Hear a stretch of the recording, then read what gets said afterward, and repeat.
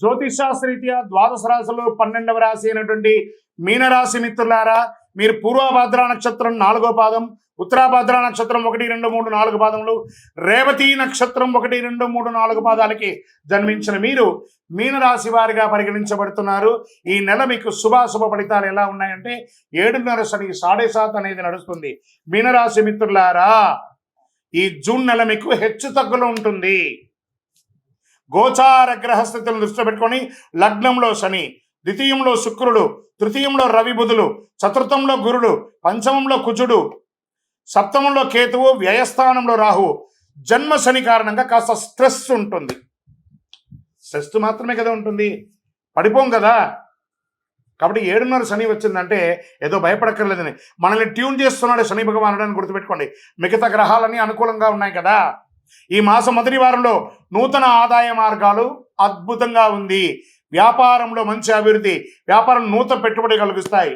పెద్ద రిస్కులు తీసుకోకండి. గ్రహాలు కొంచెం మిశ్రమంగా ఉన్నప్పుడు రిస్క్ తీసుకోకండి. కొత్త వ్యాపారాలు ప్రారంభించడానికి ఇది అనుకూలమైనటువంటి సమయం కాదు. అన్నదమ్ముల వర్గంలో ఆధిపత్య పోరు, విరోధములు ఏర్పడే అవకాశాలు ఉన్నాయి. వివాహ ప్రయత్నంలో కాస్త ఆశాభంగం అని చెప్పచ్చు. ఈ మాసంలో బ్యాంక్ లేదా బంగారు ఆధారిత రుణాలు తీసుకునే అవకాశాలు ఉన్నాయి. ఉద్యోగులకి అద్భుతంగా కలిసి వచ్చే సమయం. స్థిరాస్తులు కొని చేసే ముందు చక్కగా ప్లాన్ చేసుకుంటారు, కానీ ఈ నెల ఏది కూడా రిజిస్ట్రేషన్ కానీ ఒప్పందాలు కానీ చేసుకోకండి. జాతకం అంటే ప్రతి ఒక్కరికి కూడా ఒక భయం. ఈ నెల నాకు ఎలా ఉంటుంది, వ్యాపారం ఎలా ఉంటుంది, ఉద్యోగం ఎలా ఉంటుంది, ఆర్థికంగా ఎలా ఉంటానని ఒక భయం ఉంటుంది. దాన్ని తీసేయడం కోసమే ఈ యొక్క నెలవారీ గోచార గ్రహస్థితులు. ఈ గోచార గ్రహస్థితుల ద్వారా వచ్చే ఫలితాలు మీ వ్యక్తిగత జీవితానికి ఒక 30% మాత్రమే వర్తిస్తుంది. మీ యొక్క వ్యక్తిగత జాతకం ద్వారానే సంపూర్ణ జాతకం అనేది వస్తుంది. మళ్ళీ చెప్తున్నాను, జాతకం అనేది పడుతున్న వర్షానికి ఒక గొడుగు మాత్రమే, కానీ జాతకం జీవితం కాదు. మళ్ళీ జాతకాన్ని ఎవరెవరు అడగాలి అంటే 21 వయసులోపు ఉన్న వాళ్ళు అడగకూడదు, 60 వయసు పైచిలకు వాళ్ళు అడగకూడదు. ఎందుకంటే వాళ్ళు పెద్దవాళ్ళు కాబట్టి వాళ్ళకి అన్నీ తెలుసు. ఆర్థికమైనటువంటి లావాదేవీలు చేసేసి అప్పులు తీరడానికి కోసం జాతకం అడిగితే జాతకం చెప్పించుకుంటే అప్పులు తీరవు. ఇల్లీగల్ అఫైర్స్ గురించి అడగకూడదు. కళారంగంలో ఉండే వాళ్ళకి మంచి అవకాశం.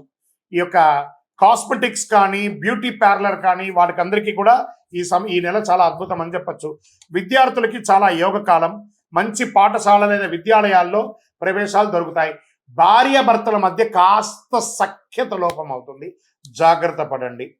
చిన్న చిన్న ఆరోగ్య సమస్యలు తప్ప పెద్దగా ఏం లేదు. రాజకీయ నాయకులకి మిశ్రమం. మీ యొక్క డాక్యుమెంట్స్ అంతా కూడా జాగ్రత్త. షేర్ మార్కెట్ మాత్రం ఈ నెల వద్దండి. ఎంత జాగ్రత్తగా ఉంటే ఎంత జాగ్రత్త, లేదంటే మేము చేస్తామంటే ఇబ్బంది పడితే మీ ఇష్టం. మీడియా రంగం వారు కాస్త అపనిందలు పడే అవకాశాలు ఉన్నాయి. ఈ నెల కొంచెం జాగ్రత్త పడండి ఈ రాశి వారు. ఐటీ రంగం వారికి యాజ్ యూజువల్ స్ట్రెస్. కొన్ని రోజులు అన్నీ బాగా అయిపోతుంది. ఆహారం మరియు నీరు తీసుకునేటప్పుడు బయట ప్రాంతంలో జాగ్రత్తగా ఉండండి. ఓవరాల్ మీనరాశి వారు కొంచెం జాగ్రత్తగా ఉంటే చాలు, అన్ని రకాలుగా బాగుంటుంది. ఈ నెల అదృష్టమైనటువంటి రోజులు 1, 5, 11, 14 తారీఖులు. అదృష్ట సంఖ్యలు 3, 9.